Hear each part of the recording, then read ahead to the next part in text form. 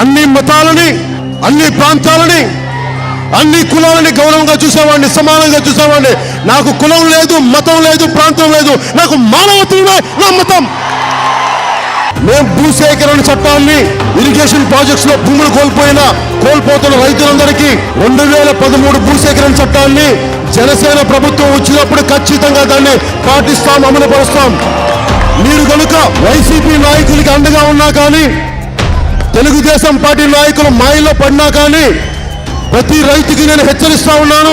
ఎన్నికలకి తెలుగుదేశం పార్టీ వస్తే మీ భూములను లాగేసుకుంటారు, మొత్తం కబ్జాలు పెడతారు, మొత్తం ఎస్సీజెడ్ల పేరు మీద మొత్తం వాళ్ళ సంబంధిత వ్యక్తులందరికీ అంటగట్టేస్తారు. అందుకని జాగ్రత్త, తెలుగుదేశం పార్టీ వస్తే మన భూముల్ని మనకు కానివ్వకుండా చేస్తారు. Pawan Kalyan CM CM CM CM అంటే పవన్ కళ్యాణ్ సీఎం అవ్వడు. పవన్ కళ్యాణ్ సీఎం అవ్వాలంటే మీ ఓటు అనే ఒక ఆయుధాన్ని బలంగా బ్యాలెట్ బాక్స్ లో గుచ్చండి, జనసేన ప్రభుత్వాన్ని స్థాపించండి. అప్పుడు అవినీతి రహిత పాలన ఎందుకు రాదు నేను మీకు చేసి చూపిస్తాను. ఎవరు అడ్డం వస్తాడో నేను చూస్తాను. ఒక మైనింగ్ లోనా, రౌడీ ఎమ్మెల్యేలా, అవినీతి అధికారుల నేను చూపిస్తాను మీకు.